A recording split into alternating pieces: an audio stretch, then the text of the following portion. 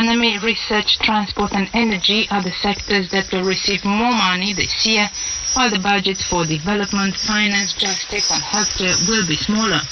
The trade unions criticize the austerity measures proposed by the government, while students have protested in the street against these measures.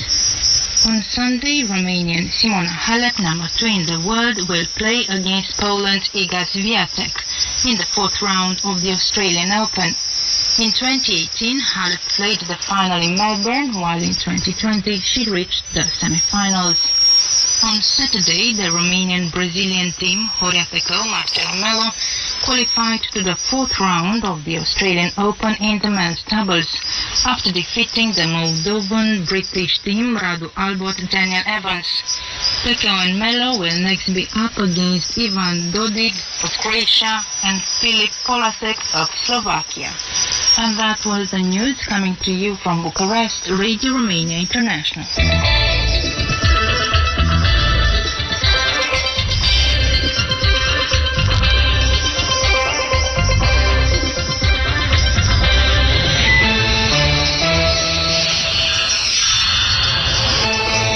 Coming up next, The Week in Review.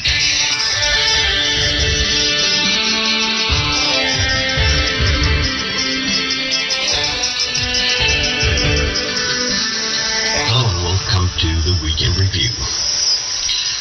The budget draft for this year has been submitted for public debate.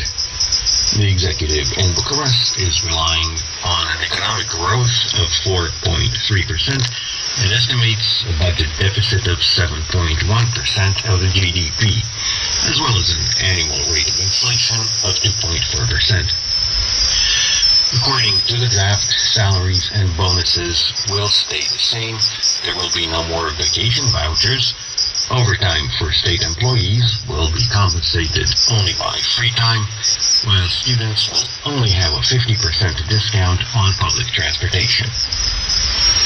Prime Minister Florian Câțu said that there would be no tax increases to affect citizens and private companies. He added that the budget would continue to pay for medical programs and the vaccination program against COVID-19.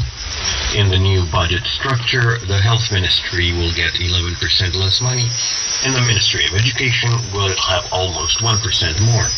The draft budget will be passed by the government next week, when it should go to Parliament for a vote. The opposition Social Democrats announced they would introduce amendments for all the major chapters of the budget. They accuse the incumbents of lack of vision and solutions to problems. According to opposition Senator Radu Opta, speaking on Radio Romania, this is a budget of austerity and cuts. It is not oriented towards people and does not bode well for the economy. The Social Democrats have introduced on Wednesday a simple motion against Health Minister Vlad Voiculescu. Trade union protests are growing. This week has seen protests by retirees after the announcement that pensions would be frozen this year, as well as by penitentiary staff for lack of personnel and unpaid increases. Syndicalists with the Sanitas Federation have protested in front of ministries, the government building in Bucharest, and prefect offices in several counties. The Cartel Alpha union members picketed this week the Ministry of Finance and the Labor Ministry, calling for a decent minimum wage, equitable pensions, quality public services, and unblocking collective bargaining, after the government announced that expenditure slashes would affect free transportation for students. Their representatives also took to the streets.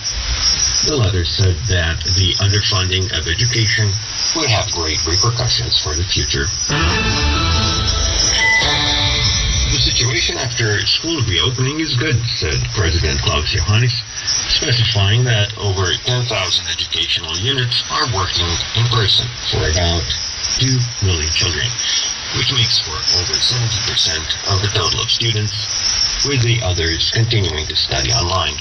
The president said that teaching should be in person for children in the country, but he warned that the pandemic was not over and that restrictions have to be observed as before. Klaus Johannes made these statements after meeting on Thursday the Minister of Education, Sorin Fontana. The two major topics of discussion were reopening schools and financing education with European funds. In this context, the head of state said that there are a number of schools with problems caused by insufficient financing, and said that European monies can be invested in digitization, modernizing educational units, as well as introducing the concept of green schools. On Thursday, only 4 days since the beginning of the second semester of this school year, the first cases of COVID-19 started cropping up among students and teachers, both in the capital and other counties. On Friday, the state of alert in Romania has been extended by 30 days, keeping in place standing restrictions. During this period, the flashpoint of infection will be included in calculating the rate of infection in each locality. In addition, the National Committee for Emergency Situations updated the list of countries and areas with high epidemic risk. People entering the country from these areas have to submit a negative coronavirus test, run 72 hours at the most before entry, and have to go under quarantine for 10 days or for 14 days if they don't submit the test. At the same time, the vaccination campaign continues. This week, about 35,000 people per day were vaccinated, mostly with the Pfizer vaccine and the rest with Moderna. The AstraZeneca vaccine inoculation campaign starts on February the 15th. Scheduling for vaccination was resumed on February the 10th after being restricted for vulnerable situations for a while. The authorities announced that they would open in February 180 new points of vaccination, of which 22 in the capital alone. Until then, Romania has administered a symbolic number of 1 million doses.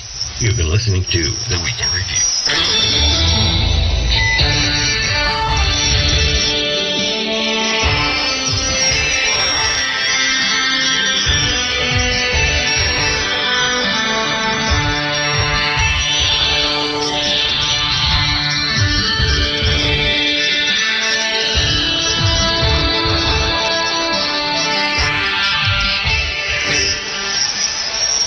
Coming up next on Radio Romania International, Culture and Nature.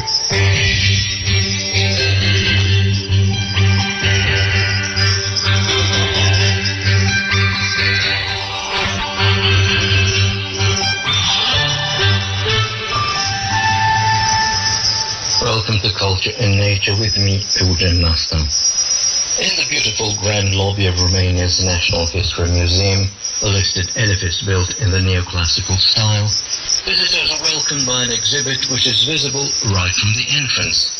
It is a poster featuring 3 figureheads of Romanian literary and cultural history. 2 of them are prominent writers, Mihai Eminescu, the great national poet of the 19th century, and Ion Creangă, one of Romanian literature's greatest storytellers, and a close and special friend of Eminescu. The third one is the enigmatic Veronica Micle, Eminescu's friend and inspiring muse. We sat down and spoke to museographer Andreea Bârzu, who gave us details on the poster. În acest an ne-am gândit să reconstituim povestea uneia din... On the Day of the National Culture, celebrated on January the 15th, the day Eminescu was born, the National History Museum took the opportunity to display as an absolute first the poster of the Romanian documentary film Eminescu Veronica Creangă, a 1914 production directed by Octavian Minar and edited by the Patre Frere House. Worth mentioning at this point is the fact that this film can be accessed on YouTube by the lay public. The poster is part of the collection belonging to the Association of the Museum of Toys, a close partner of the National History Museum. The poster has recently been restored in the museum's book restoration lab by our colleague Cristina Petcu and will be available to the public until the end of February. Octav Minar, the director of the documentary film, was a literary historian, a prose writer, a playwright and a filmmaker of the first half of the 20th century. An inquisitive spirit, Octav Minar discovered and brought to the readers a great number of very significant literary documents of the time, expressing a special interest for the personality, life and work of Mihai Eminescu. Octav Minar, for the first time ever, published the great poet's correspondence with Veronika Mikle. But it is not the film behind the poster and its director that have an interesting story, but the poster itself has an interesting story. Here's the president of the Museum of Toys Association, Cristian Dumitru, giving us details on the story behind the discovery of the historic poster, about the 1980s in the communist Romania, and about the disruptions at that time. Cred eu că este foarte important. About this poster, I think I found it. It was on a Sunday in 1983 or 1984. I found it in the attic of a house that existed in the area where the People's House was built. We're speaking about an entire area of old Bucharest being demolished to accommodate Nicolae Ceausescu's pharaonic palace.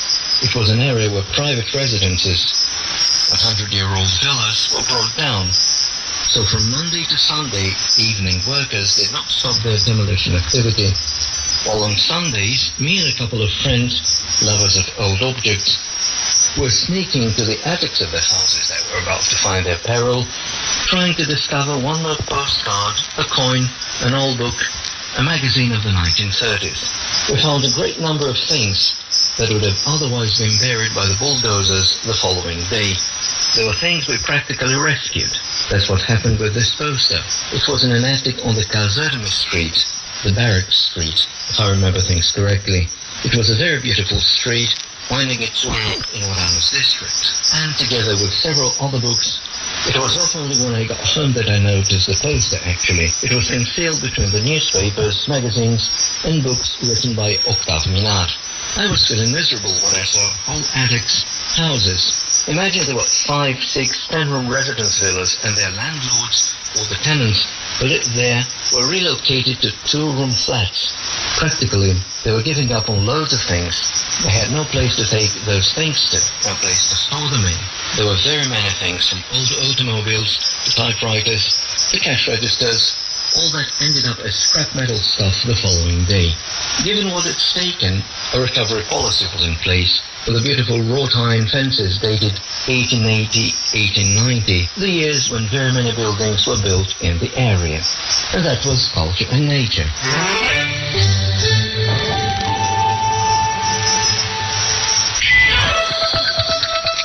You are listening to Radio Romania International.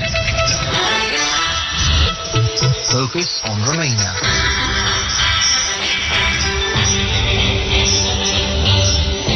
World of Culture.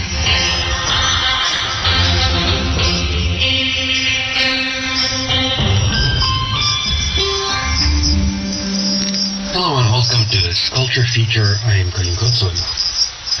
The Active Archive project was initiated in 2020 by the UNATC, the Ion Luca Caragiale National University of Theatre and Cinema Arts, on the 70th anniversary of its creation.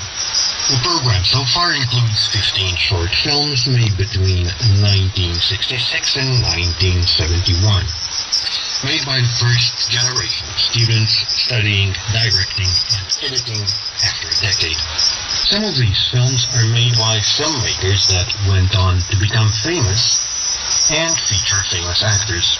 Andrei Rus is a film critic, professor, and artistic director of the One World Romania Documentary Film Festival and curates the archive program.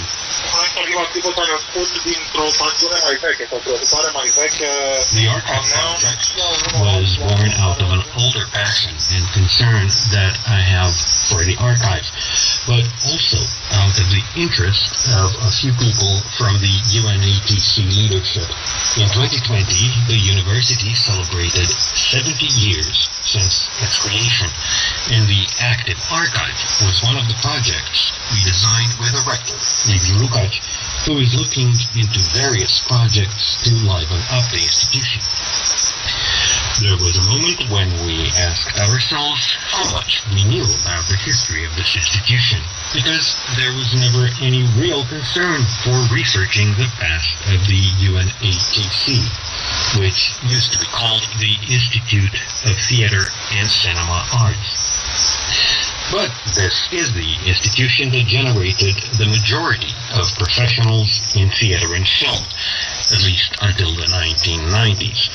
which ultimately generated the norm, meaning that certain principles of making theater and cinema and certain stylistic norms derived from this period.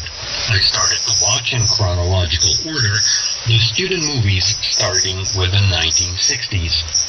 And last year, at the Transylvania International Film Festival, we started screening a collection of 9 short films from the archives of the National University of Theatre and Cinema Arts. When I received the invitation to the TIFF, I had watched about 200 shorts made between 1966 and 1971. I had an extraordinary surprise seeing these almost experimental movies that don't really resemble the feature-length movies of that time. So I made a selection of films that break the norm. Films that I believe are able to refresh curiosity for Romanian marginal cinema. And at this moment, student films are marginalized compared with official fiction film, the only kind available on various TV channels. Also, documentary or animation films are scarcely available. What I want to say, in fact, is that there is no one way of making cinema in Romania, which means that there are various Romanian cinemas, as it were. And it is very important to start to explore all these marginal cinemas. And it is essential, before exploring them, to preserve them, to care for them, to digitize them, and make them available for research. One of the conclusions watching the movies in the archive is that a large part of the avant-garde in Romania was in the only institution where theater and film were studied in the communist period, which I can say was an eye-opener for me.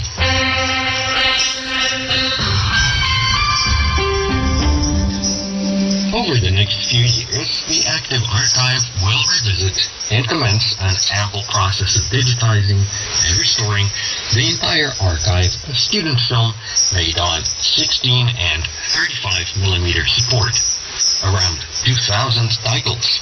The project also aims to identify and make accessible several types of archive material in the UNATC patrimony: photos, stage design sketches, graduation papers, materials that document student shows made over the 7 decades of existence of the institution, as well as management documents that reflect the pedagogical evolution in the arts of theater and cinema. Here is curator Andrei Rus. Curtmetrajul e un tip de cinema mai puțin costisitor decât lungmetrajul, se realizau... Short film is a less costly form of cinema, which is why there are more of them, even in the 1970s, very good years for Romanian cinema. They did not make more than 20 movies a year, while the Sahia Film Studios turned out over 200 short films a year. There was also Anima Film, the animation studios, unfortunately with very low availability. There were also a few hundred cinema clubs, and I'm sure that among the movies made in them, there had to be many experiments, but unfortunately they were not reaching the public at large. I hope that now, within this new context at the UNATC, where the research department is coming together, and there is growing interest for the archiving area, we want to get people interested to manage to attract items from personal archives, possibly. This is a big problem for culture in Romania, not just for cinema and theater. It often happens that artists have no one to leave their archives to. Many of these archives are left to inheritors and various friends, but they are not necessarily open to researchers.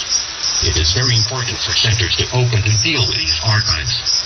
There are many examples of famous museums or higher education institutions to explore these archives. You have been listening to World of Culture.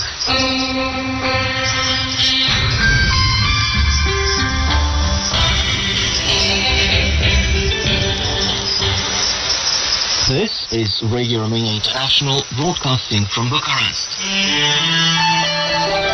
Radio Romania International Encyclopedia.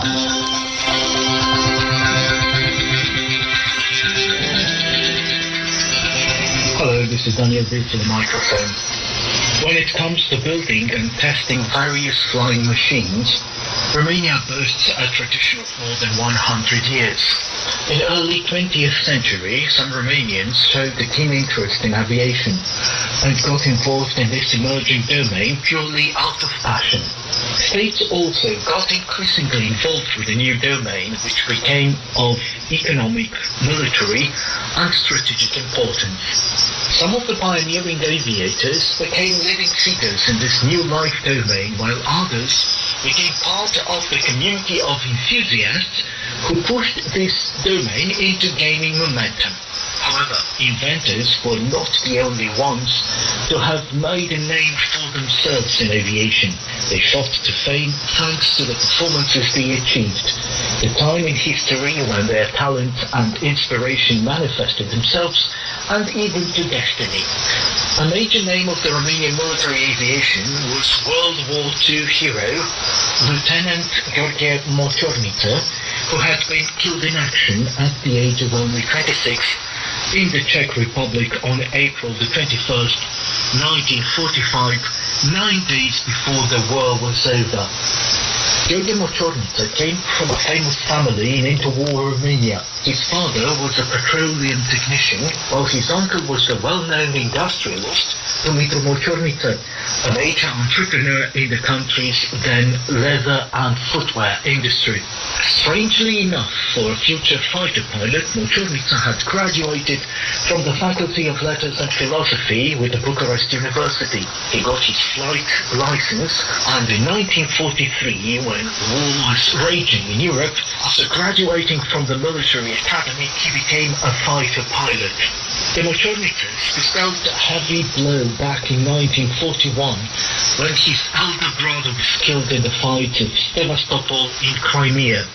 In 1993, pilot Tudor Greceanu, a colleague of Motornițăs, recollected the time he was flying the Messerschmitt fighters back in 1941 when the Romanian army conquered Odessa.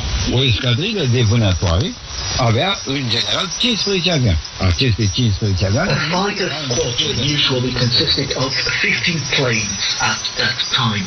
Not all of them were operational, but we counted on at least 12 flight-worthy planes almost on a daily basis. The rest were undergoing various maintenance works or repairs. However, at a certain time after the fall of Odessa, out of all the 45 planes of our 3 squadrons, we ended up only with 3, because they were unable to replace them in due time back then. The Romanian state had initially purchased from Germany 3 squadrons of Messerschmitt fighters Bf-109. We received the planes, got them ready, and went straight to war. What was hit, damaged, or in need of repair, of course, became unavailable. After getting his pilot license, Motorniță joined the 1st Fighting Squadron to do his training. In the spring of 1944, after the first Allied bombs had fallen in the oil area of the Prahova Valley, Motorniță's squadron was sent to intercept the US bombers. In the month of May, he scored his first victory against the enemy when he brought down 2 US bombers, which took off from the airbase in Foggia, Italy. Until August 23rd, 1944, when Romania left the Axis, 2nd Lieutenant Motorniță had taken part in all the missions carried by his group.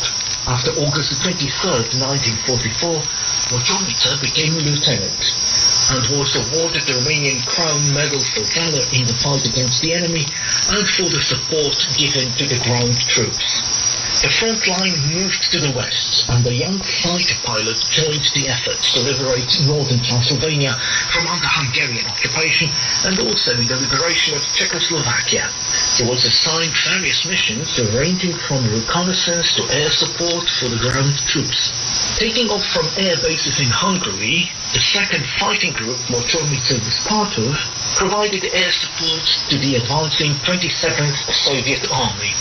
In his last mission, the 29th, Motorniță was patrolling an area used by the retreating German troops. He was flying a Romanian-made fighter plane, IAR-80, and with his wingman started strafing the German columns. Because he had to fly at a low altitude, he was shot down by the anti-aircraft guns. His body was buried in the cemetery of Romanian heroes in Zvolen, Slovakia.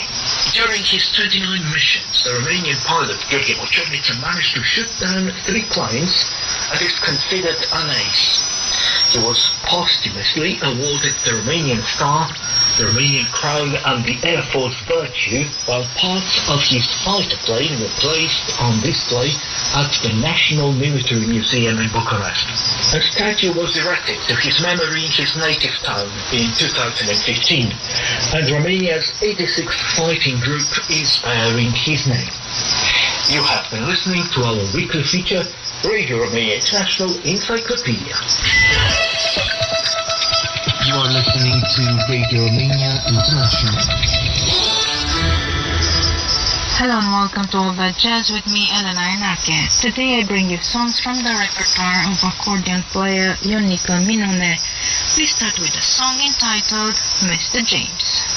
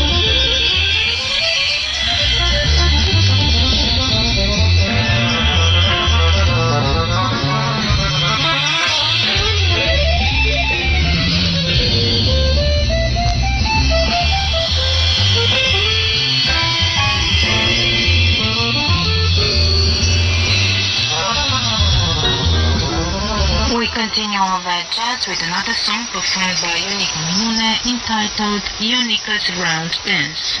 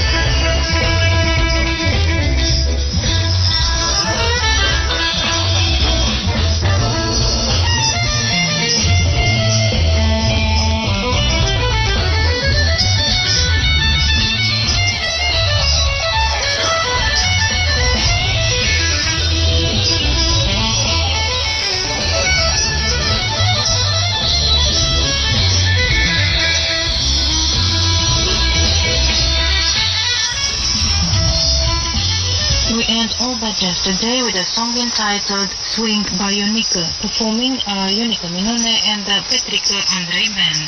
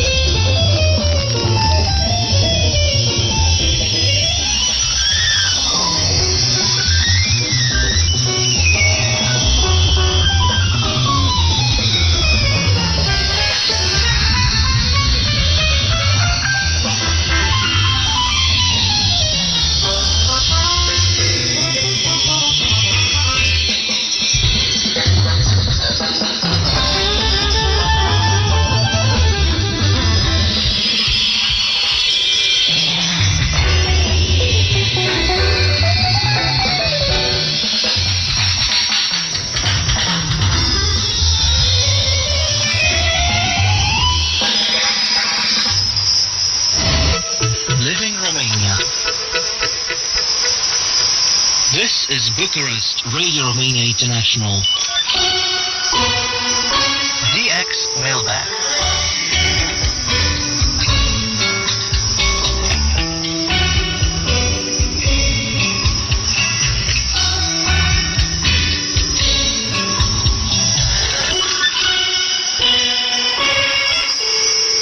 Welcome to a new edition in our DX Mailbag series. I'm Eugen Master. Once again, we go on a journey around the world, greeting listeners and friends, allowing you to compare how other listeners across the continents receive our programs. We begin with a reception report sent in by Scott Grams, based in Glenwood, the United States of America, who has been tuning in to Radio Romania International broadcast since 2015. As of late, Scott has listened to a broadcast on February the 3rd, 2021, from 01:02 to 01:56 hours UTC on 7325 kHz. The receiving equipment is made of a SDR Play AIRSPY DX receiver with a 17-meter end-fed wire antenna. Scott's simple rating for the signal of our broadcast was 55444. On February the 2nd, 2021, from 23:01 to 23:41 hours UTC, on 9620 kHz, Mr. Shin Makino of Ageo City, SAITAMA in Japan, tuned into Radio Romania International broadcasts. Mr. Makino's simple rating for the signal of our programs was 35333. Abdul Alim of Ayampetai, Tanjore district in Tamil Nadu, India, tuned into our radio station on 7325 kHz on February the 3rd, 2021, from 0:30 to 01:00 hours UTC. Our listener uses a Texan BL390ET receiver with a telescopic antenna. Abdul's simple rating for the signal of our programs was 54554. The city Tsuboi of Tokyo in Japan tuned into our radio station on February the 1st, 2021, from 23:37 to 23:30 hours UTC on 7325 kHz. Mr. Tsuboi's receiving equipment is made of a Dagen DA1103 receiver with a rod antenna. Our listener's simple rating for the signal of our broadcast was 44433. Alan Willie of Carbonear, Newfoundland in Labrador, Canada, tuned into our broadcast from January the 20th and also to January the 27th on 7325 and 6130 kHz. His simple rating for the signal of our programs was selectively 43433 and 55444. Alan's receiving equipment is made of an ICOM R-75 receiver with an unterminated beverage antenna to southeast at 135 degrees. And now, for those of you who for so many years now have been tuning into our broadcast, here is an important announcement. As of January the 25th, 2021, Radio Romania International will be changing some of its shortwave frequencies. From this date on, its 0400 hours UTC broadcast to India will be available on the 11790 kHz analog frequency, while the digital broadcast will go out on 13720 kHz in the RM system. You're at the Radio Romania International. The DX Mailbag continues. Hasna S. of Ayampetai, Tanjore district in Tamil Nadu, India, tuned into our radio station on 7325 kHz on February the 1st, 2021, from 0100 to 0200 hours UTC. Our listener uses a Texan BL310ET receiver with a telescopic antenna. His simple rating for the signal of our broadcast was 54554. Andrew Kuznetsovs of Riga in Latvia tuned into our radio station on January the 14th, 2021, from 21:30 to 21:55 hours UTC on 6170, 7310 and 7375 kHz. His simple rating for the signal of our broadcast was 5-all. Andrew uses a portable Grundy shortwave 400 receiver with a 75-meter long wire 20 meters above the ground antenna. Rahan Ahmed of Ayampet, the district of Tanjore, Tamil Nadu in India, tuned into our radio station on February the 1st, 2021 from 0100 to 0200 hours UTC on 7420 kHz. Rahan's simple rating for the signal of our programs was 54554. Rahan uses a Texan BL310ET receiver with a telescopic open place antenna. On February the 1st, 2021, on 13750 kHz at 1200 hours UTC and with a simple rating of 45444, our good old friend Christer Brunstrom, living in Halmstad, Sweden, tuned into Radio Romania International Broadcast in English. Mr. Steve Press, living in Brockville, Ontario, Canada, tuned into our radio station on February the 1st, 2021 from 0400 to 0455 hours UTC on 6030 kHz. The signal was good in Ontario. Steve writes that he uses a one-tube twin-plex regenerative receiver and a horizontal 10-meter random length wire east to west at 3 meters in height antenna. Mr. David Palich, based in Florida, United States of America, uses a Wind Radio G33 BBC Excalibur Pro SDR receiver with a K9A wide loop antenna. Mr. Palich tuned into our programs on February the 2nd, 2021 at 2:46 hours UTC on 7375 kHz. David rated the signal of our broadcast good to excellent. Mr. Hans Werner Lolleke of Hedehusene in Denmark tuned into our radio station on February the 4th, 2021 from 2130 to 2200 hours UTC on 7375 kHz. Hans's simple rating for the signal of our programs was 54444. The receiving equipment is made of a Sony ICF SW 7600 GR receiver with a telescope antenna.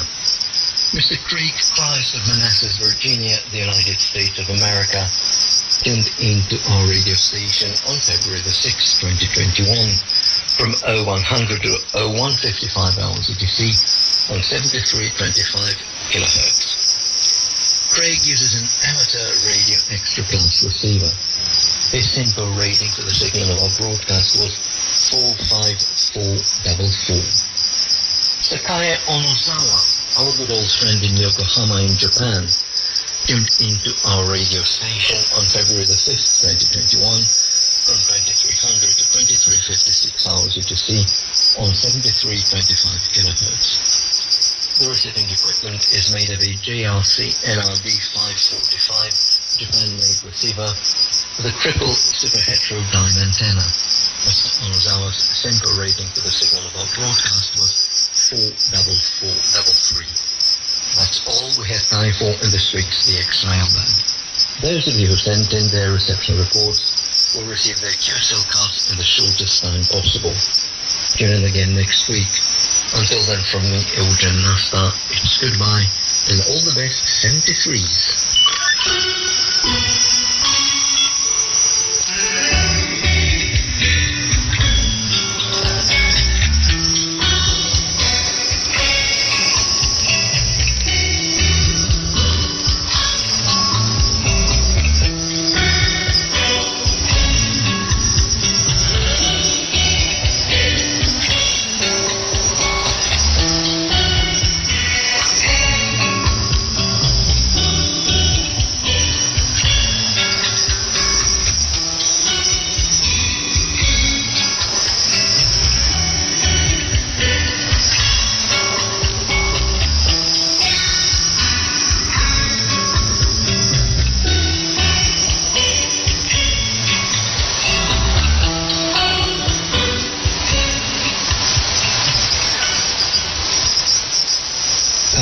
Next on Radio Romania International,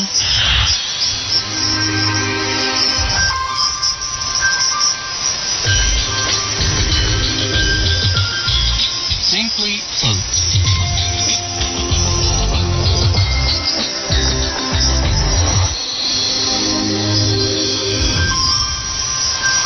Welcome to Simply Talk. I'm Mihaela Ignatescu.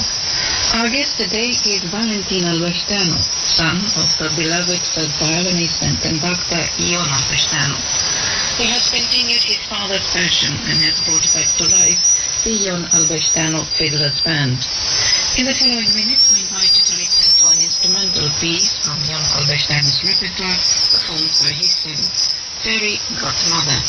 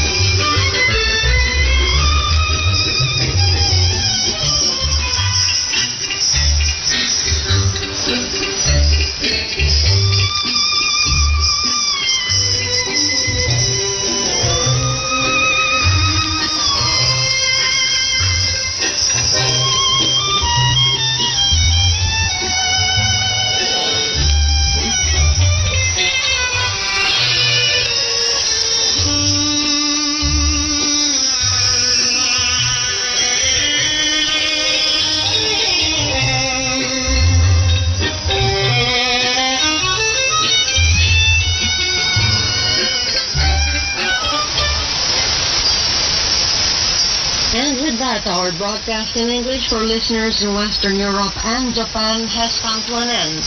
You can listen to our next program for Western Europe tomorrow at 6:30 hours UTC on 7345 kilohertz in analog system and on 6040 kilohertz in the DRM system. Listeners in Japan can listen to our next program tomorrow at 23 hours UTC on 7325 kilohertz and 9620 kilohertz. We can also be heard on the internet at www.rri.ro channel 1. If you have any comments or suggestions, please write an email at engl@rri.ro. Goodbye.